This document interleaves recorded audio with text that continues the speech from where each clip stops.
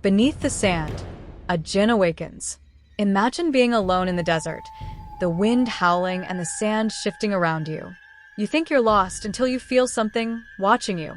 Beneath the sand, something ancient stirs, something with eyes that burn like fire. It's too late to turn back.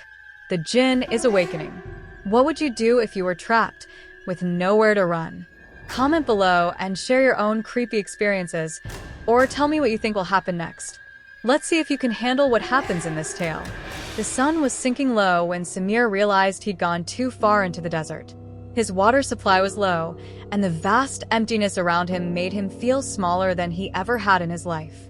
He'd been walking for hours, with only the sound of the wind to keep him company. He'd come out here to uncover something buried in the sand, an old legend from his grandfather's time. They said there were treasures hidden beneath the dunes, guarded by an ancient spirit. A spirit known as the Jinn. Samir didn't believe in such things, but his curiosity got the best of him. Now, as night began to fall, he regretted not heeding the warnings of the village. The wind shifted suddenly, picking up speed and carrying with it a faint whisper. Samir froze. It sounded like a voice, but it was just the wind. He tried to ignore it, pushing forward. But the feeling that he wasn't alone crept under his skin. Suddenly, the ground beneath him trembled. He stumbled, nearly falling. His heart raced, and he instinctively looked around, trying to figure out what had caused the disturbance. The air grew thicker, heavier, as though something was closing in on him. He heard it again, a faint whisper, this time louder. It was no longer the wind. "Help me," the voice begged. Samir's blood ran cold. He turned, his eyes scanning the horizon. But there was nothing there. The whisper grew more desperate. "Please, it's coming." He felt the ground shift again, this time more violently. Beneath the sand, something was moving. It wasn't just the wind, and it wasn't just the earth. Something deep under the desert surface was awakening. A low, guttural laugh echoed through the night, sending a chill down Samir's spine.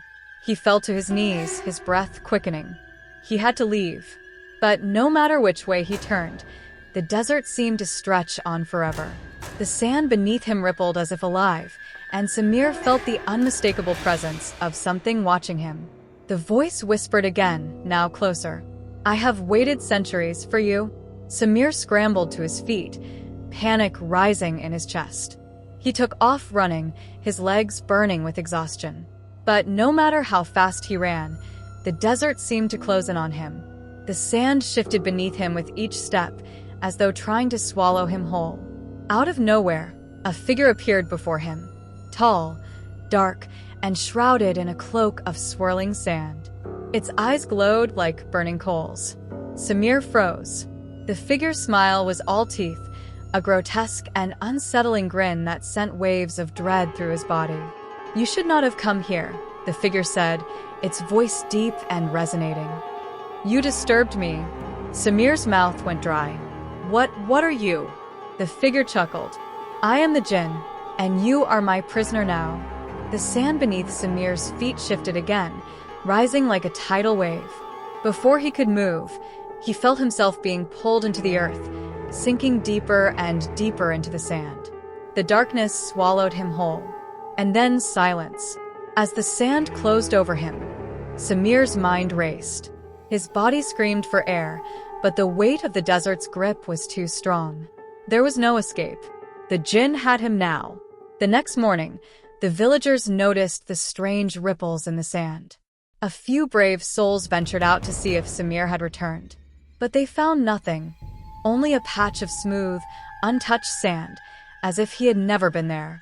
Some say the desert swallowed him whole, and others claim the Jinn took him as a new servant. But one thing was certain. The Jinn was real, and it was far older and far more dangerous than anyone had ever imagined. And it wasn't finished yet. What do you think? Was Samir just unlucky? Or did the Jinn choose him for something more sinister? Comment below and let me know if you'd like to hear more. What creepy things have you encountered in the darkness?